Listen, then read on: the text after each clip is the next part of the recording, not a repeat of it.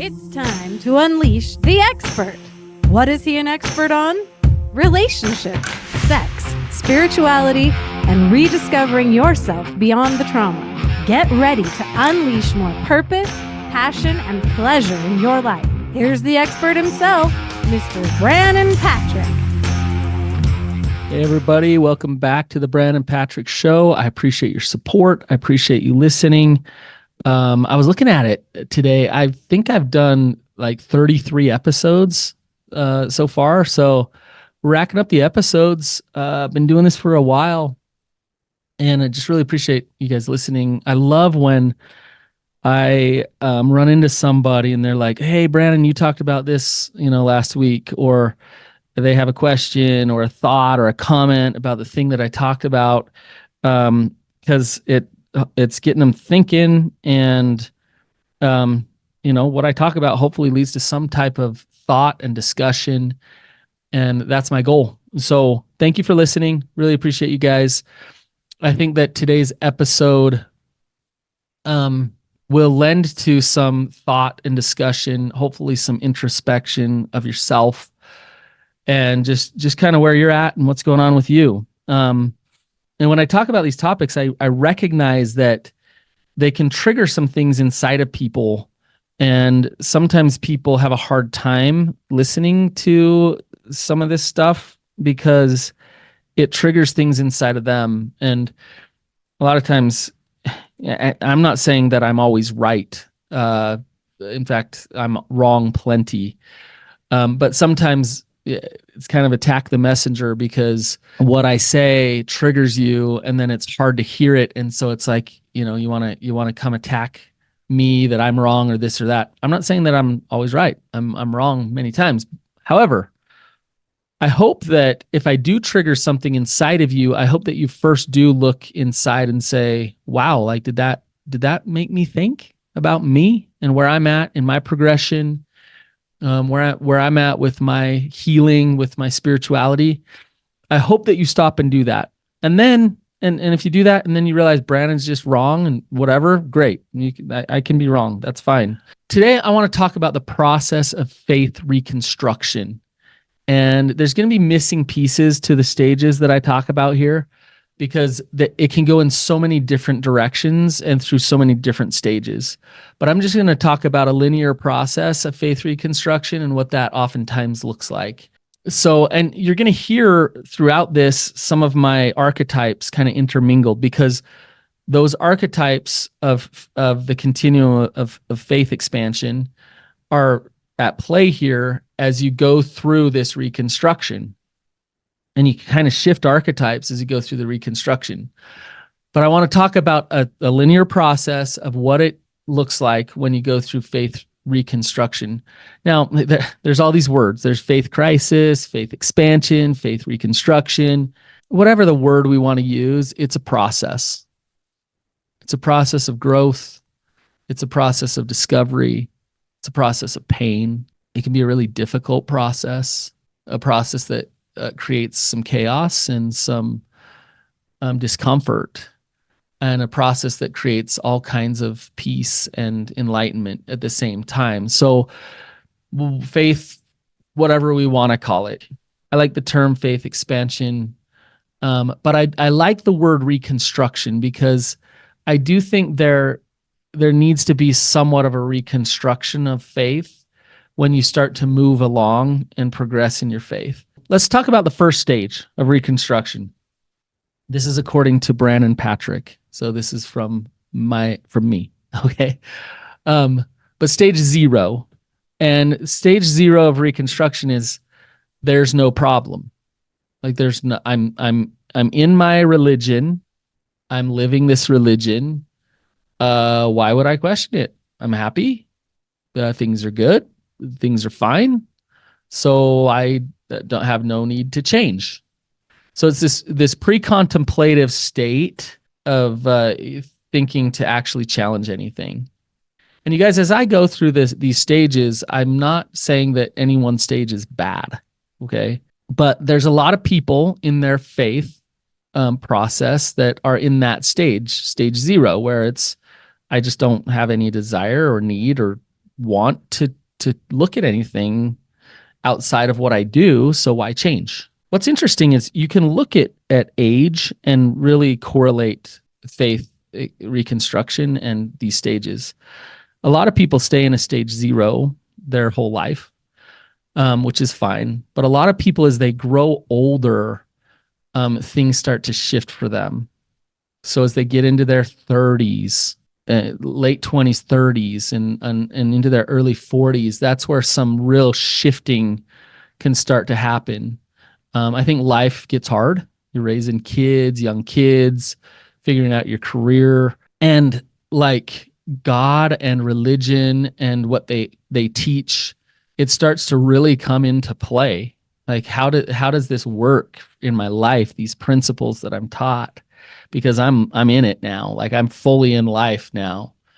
And when some of the things that you've been taught don't really line up with some of your life experiences, because now you're gaining some wisdom and life experiences, it can start to create some friction between your religion and your beliefs and your intuition and your feelings of truth, your integrity even.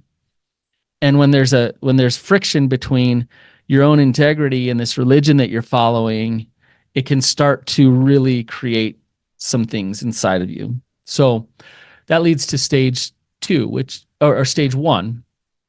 And this is where the shelf starts to break a little bit, or that you start to have some issues with the religion that you're in. Now, this can happen a couple different ways. It can be a big bomb that drops, where all of a sudden something happens at church, or a leader says something, or a new policy is made, or whatever, and it's just like, whoa, like that doesn't sit right with me. That doesn't feel good. That doesn't sit right. So it can be like a big thing, or it can be a lot of little things over time, just little things that someone notices at church, little things about the culture, little things about the doctrine, little things about the way their neighbors or their family worships that just doesn't sit right, and the little things about the way they're asking to worship that doesn't sit right. Okay, so it doesn't have to be a big bomb. Now, usually in this stage 1, a couple of both start to happen.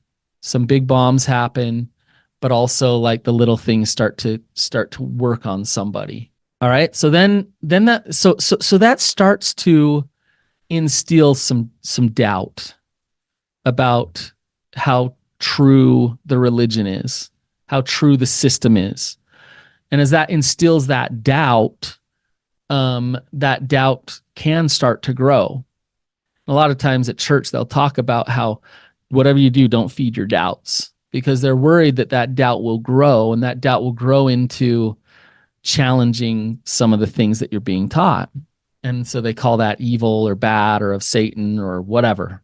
If you're getting out of that pre-contemplative stage and you're just starting to open your eyes to some things, you could call that doubt, but you could also call that being more open and honest about what's going on, and not just turning a blind eye to what you're actually feeling. So stage 1 is I'm starting to have issues. Stage 2 is a jostling of how can I have these doubts and these feelings, but not like disrupt my life too much.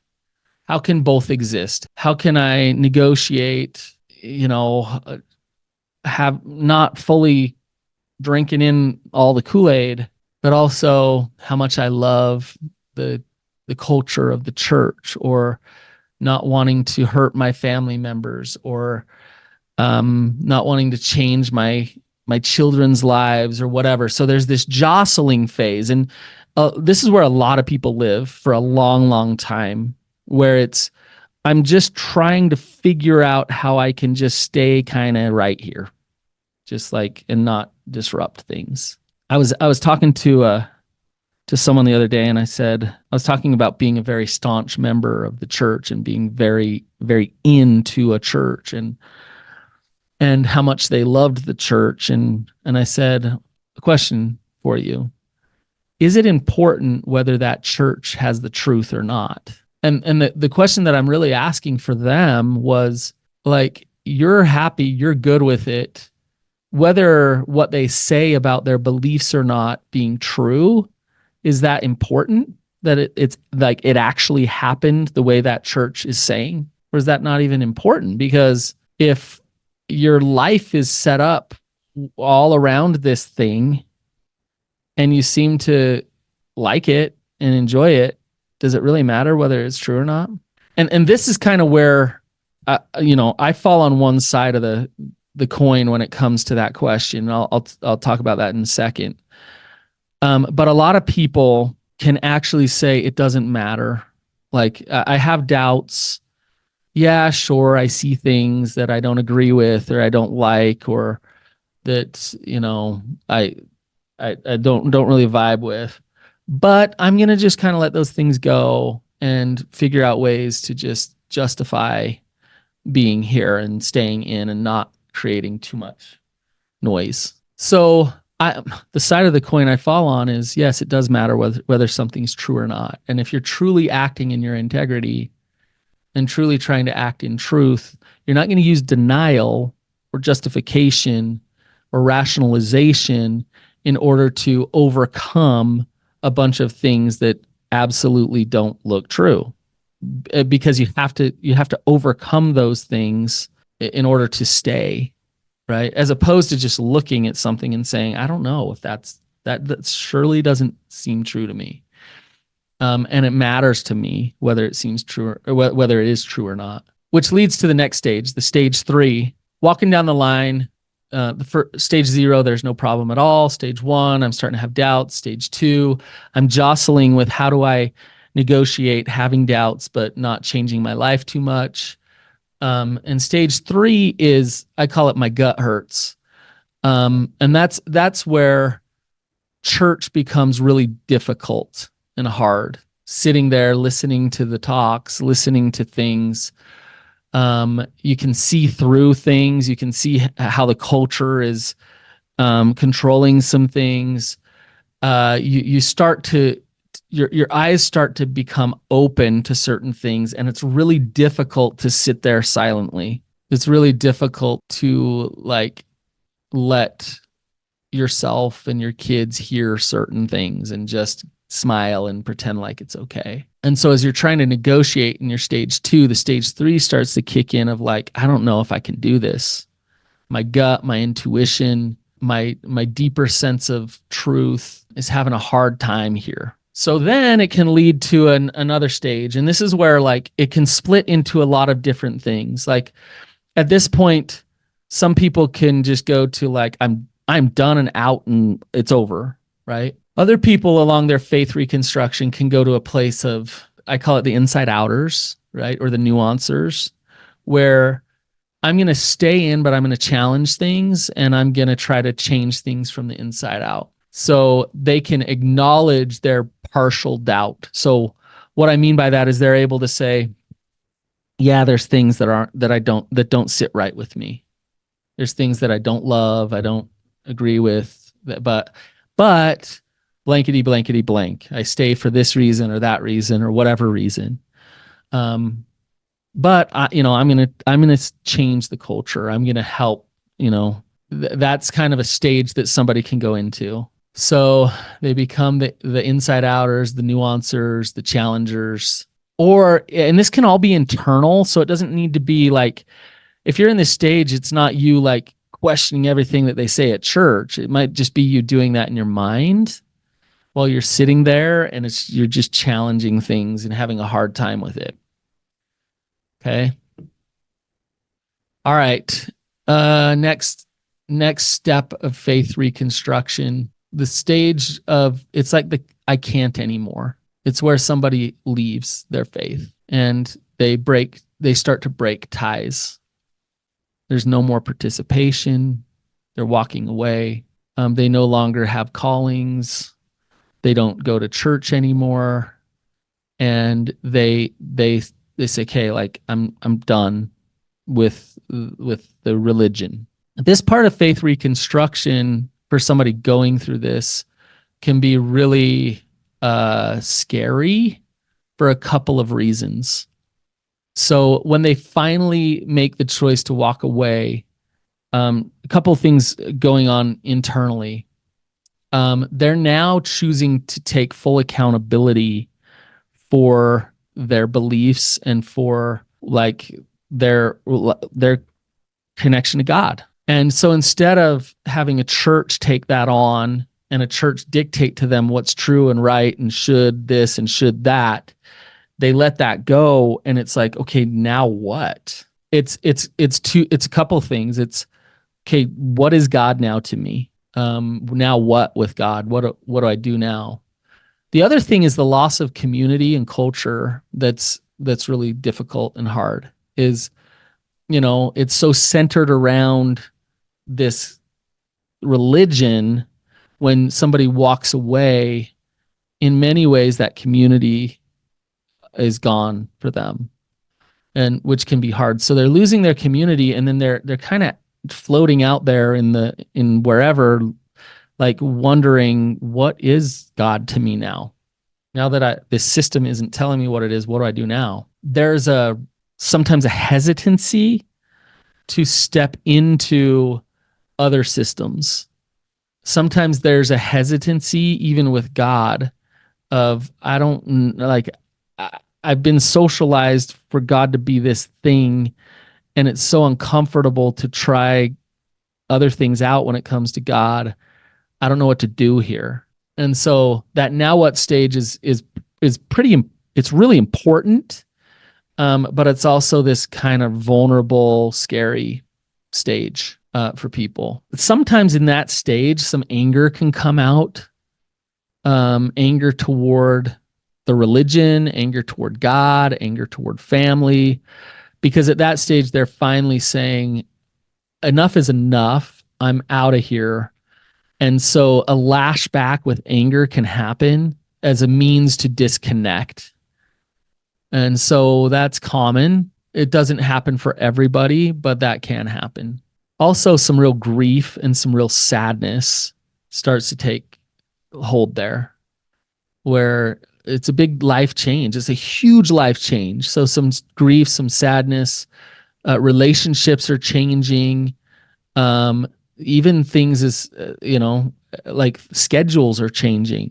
So life is changing. And so there's some grief that goes on at a stage 6 when somebody's stepping away. After that, the next stage is some real opportunity for wrestling with God, wrestling with life purpose.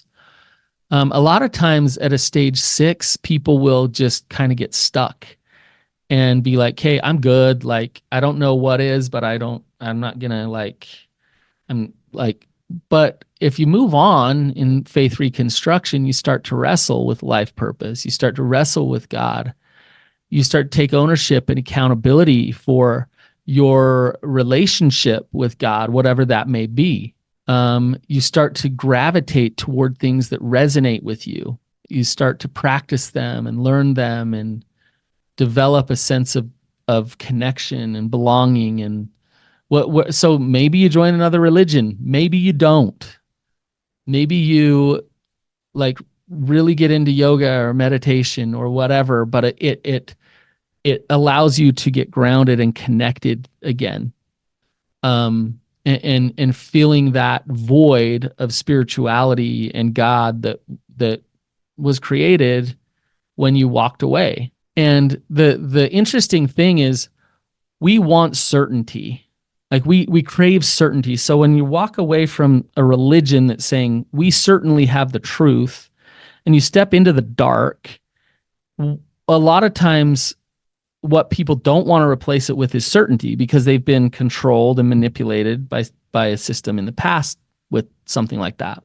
However, that uncomfortable feeling of uncertainty doesn't feel great. And so a lot of people, they don't want to step into anything, but they also don't want to stay floundering out there in nowhere land. As you reconstruct faith, you start to recognize that feeling of uncertainty. You start to realize that hopefully you can realize that you'll never really get that feeling of certainty. and navigate that well. And that's what, stage 8 is as you wrestle with life purpose in God. Stage 8 is you operating in uncertainty and practicing actual faith. Faith is not an adherence to a religion. Faith is the unknowing. And so when you start to operate in uncertainty and practicing real faith in God and what is, then you start to feel more grounded and you start to feel more at peace and you start to accept the nature of life more. So stage 9, so stage 8 is operating in that uncertainty and practicing faith. Stage 9 of the progression, and I have 10 stages, you guys, so we're almost done here. Stage 9 of the progression is getting to this place of resiliency and this place of peace. And somebody in a stage 9 process of faith reconstruction, they resonate in a place of peace. Like they're really nice to be around. They accept the groundlessness of their situation and the nature of life and learning and growth and all of those things. They search for God. They find God, and then they have to search again for God. But they don't take anything personally. They have really healthy attachment in their life. They can create intimacy because they are it's so paradoxical. They're both grounded, and they're grounded in their ability to accept the unknown. They're not clinging to like somebody to tell them what is. They are very connected to their ability to discern and to feel and to know their intuition, their gut feels. And so they can roll with that, and they can just be in that place and resonate and create love, peace, joy, happiness, embrace pain, embrace difficulty, because they have that peace about them. And so then stage 10 fits right in with that. And a stage 10 person in faith reconstruction is a person that accepts that this process happens again and again and again. So they can, it's a person that accepts the continual struggle, knowing that they'll never arrive, but growing all along the way, connecting to whatever God it is, however they need to, growing all along the way. Maybe they are a born again Christian now and they've shifted their religion, but they're in this place of acceptance and love toward others and themselves.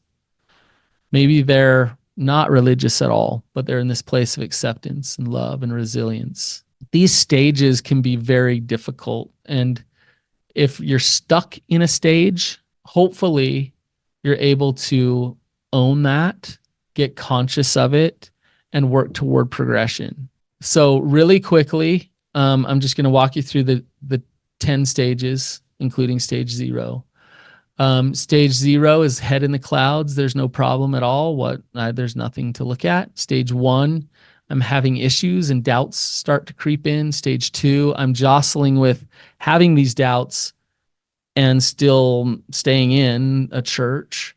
Stage 3, my gut hurts. My intuition and integrity are now challenging me to actually be in this church. Stage 4, I'm gonna challenge it. I'm gonna push it. I'm gonna kind of fight against it. Stage 5, I can't anymore. I'm leaving, walking away, no more participation. Stage 6, now I'm out in wandering aimlessly in the wilderness. Now what? What do I do? Don't know what to step into. Stage 7, start to wrestle with what's the point of life and what is God. You start to take ownership and accountability for that relationship with God. Stage 8, you operate in uncertainty. You practice real faith. Stage 9, you are resilient and you have peace. And stage 10, you accept that process again and again and again. It's easy, right, guys? No, this is process. This is life. This is learning. This is growth. And so we're all in the process somewhere. I've been in many of these different stages, and I'm currently in my own stage of faith reconstruction and of growth. And so I, I'll get stuck in certain places, I'm sure. Hopefully I can get conscious. Hopefully I can get aware. Hopefully I can move forward. And hopefully all of you can too.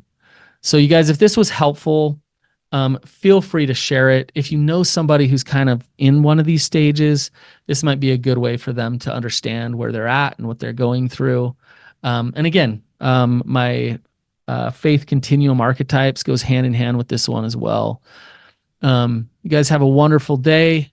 Do the best you can, and I'll talk to you later. See ya.